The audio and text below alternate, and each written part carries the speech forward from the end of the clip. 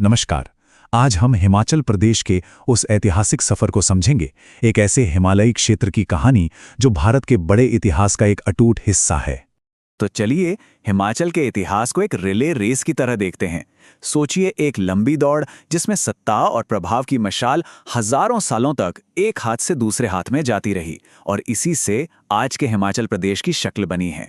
इस दौड़ का पहला पड़ाव शुरू होता है इस क्षेत्र के सबसे पुराने बाशिंदों और यहाँ बने अनोखे जनजातीय गणराज्यों के साथ।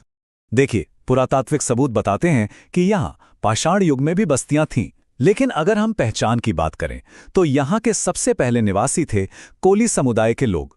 बाद में मध्य एशिया से खस नाम की एक शक्तिशाली आर्य जनजाति आई और उन्होंने कोलियों को ऊंची पहाड़ियों की तरफ धकेल दिया।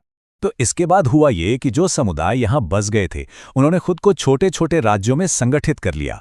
इन्हीं को जनपद कहा गया और यही इस क्षेत्र की पहली औपचारिक राजनीतिक व्यवस्था थी। प्राचीन ग्रंथों में हमें 4 खास जनपदों का जिक्र मिलता है: औदुंबर, त्रिगर्त, कुलुत और कुलिंद। इनके जो सिक्के और शिलालेख मिले हैं उनसे हमें उस दौर के समाज, शासन और व्यापार के बारे में काफ़ी अहम जानकारी मिलती है। हाँ, ये गणराज्य ज्यादातर तो आज़ाद ही थे, लेकिन मैदानों में जो बड़े साम्राज्य थे जैसे मौर्य और गुप्त, उनका असर यहाँ भी महसूस किया गया। खास तौर पर सम्राट अशोक के समय में बौद्ध धर्म का प्रसार यहाँ तक हुआ। चलिए अब इस दौड़ के अगले चरण को देखते हैं। यहाँ सत्ता की मशाल शक्तिशाली राजपूत वंशों के हाथ में आती है और फिर कई छोटे छोटे पहाड़ी राज्यों का दौर शुरू होता है। तो हुआ ये कि जब गुप्त साम्राज्य का पतन हो गया तो मैदानी इलाकों में राजनीतिक अस्थिरता फैल गई। इसी वजह से कई राजपूत वंश सुरक्षा की तलाश में पहाड़ियों की तरफ आ गए। यहाँ आकर उन्होंने स्थानीय सरदारों को हराया और कांगड़ा, चंबा, मंडी और कुल्लू जैसी कई अहम रियासतें स्थापित कीं। लेकिन ये जो छोटे छोटे राज्य थे, इन्हें बाहरी खतरों का भी सामना करना पड़ा। एक बड़ी घटना थी 1009 ईस्वी में महमूद गजनवी का कांगड़ा किले पर हमला, जहां उसने मंदिरों में जमा बेशुमार खजाना लूट लिया था। बाद में शक्तिशाली मुगलों का ध्यान भी पहाड़ियों की तरफ गया। उनके लिए कांगड़ा का किला बहुत अहम था क्योंकि वो सामरिक रूप से महत्वपूर्ण जगह पर था। हालांकि अकबर ने कोशिश जरूर की पर वो कामयाब नहीं हो पाया। आखिरकार 1620 में सम्राट जहांगीर ने इस पर कब्जा किया। पर यह ध्यान रखना बहुत जरूरी है कि इन राजनीतिक लड़ाइयों के बावजूद ये दौर सांस्कृतिक रूप से एक सुनहरा युग था। इसी समय में खास पहाड़ी मिनिएचर पेंटिंग की शैलियां और मंदिरों की अनोखी वास्तुकला विकसित हुई। ये सांस्कृतिक पहचान इन राज्यों की ताकत बनी, पर यह स्थिरता ज्यादा दिन नहीं टिकने वाली थी। मध्ययुग के बाद एक उथल-पुथल का दौर आया, जहां 3 बाहरी ताकतें गोरखा, सिख और अंग्रेज हिमालय पर कब्जे के लिए आपस में भिड़ रही थीं। सबसे पहले नेपाल के गोरखाओं ने पहाड़ी राज्यों के आपसी झगड़ों का फायदा उठाया और पश्चिम की ओर बढ़ना शुरू कर दिया। उनके बढ़ते कदमों को रोकने के लिए कुछ पहाड़ी राजाओं ने महाराजा रणजीत सिंह के सिख साम्राज्य से मदद मांगी, जिन्होंने आखिरकार गोरखाओं को आगे बढ़ने से रोक दिया। और इसी का नतीजा ये हुआ कि गोरखाओं के हमलों से परेशान होकर पहाड़ी शासकों ने अंग्रेजों से मदद की गुहार लगाई। इससे 1814-16 का एंग्लो गोरखा युद्ध हुआ, जिसने इस इलाके में गोरखा शक्ति को तो खत्म कर दिया, लेकिन अंग्रेजों के प्रभाव का रास्ता खोल दिया।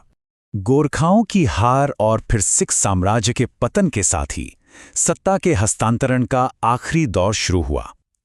अब मशाल औपनिवेशिक शासकों से होती हुई आखिरकार हिमाचल के लोगों के हाथों में पहुंचने वाली थी।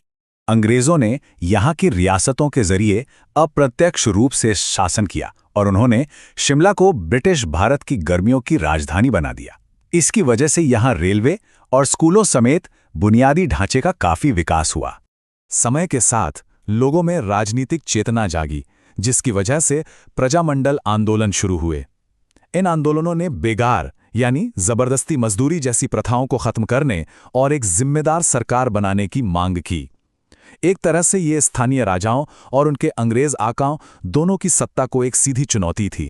1947 में भारत की आज़ादी के बाद इस क्षेत्र को एक करने की प्रक्रिया काफ़ी जटिल थी और इसे कई चरणों में पूरा किया गया। 1948 में 30 रियासतों को मिलाकर हिमाचल प्रदेश को एक चीफ कमिश्नर प्रोविंस बनाया गया। फिर सालों के राजनीतिक संघर्ष के बाद 25 जनवरी 1971 को इसे भारत के 18वें राज्य के तौर पर पूर्ण राज्य का दर्जा मिला। प्रजामंडल आंदोलनों ने एक संगठित हिमाचल के लिए जमीन तैयार कर दी थी। इस आंदोलन को डॉक्टर यशवंत सिंह परमार जैसे दूरदर्शी नेताओं ने नेतृत्व दिया। उन्होंने लोगों की उम्मीदों को राज्य के दर्जे की एक सफल राजनीतिक मांग में बदल दिया और इसीलिए उन्हें आधुनिक हिमाचल प्रदेश का निर्माता माना जाता है। तो आखिर में हम कह सकते हैं कि हिमाचल प्रदेश का विकास निरंतरता और लचीलेपन की एक असाधारण कहानी है। ये बिखरे हुए जनजातीय समाजों से लेकर एक स्थिर और लोकतांत्रिक राज्य तक का सफर दिखाता है। ये सफर हमें एक आखिरी सवाल पर लाकर छोड़ता है। इस अनोखे ऐतिहासिक रास्ते से क्या सीखा जा सकता है, जहां भूगोल और संस्कृति ने मिलकर एक आधुनिक और प्रगतिशील समाज को इतना गहरा आकार दिया है?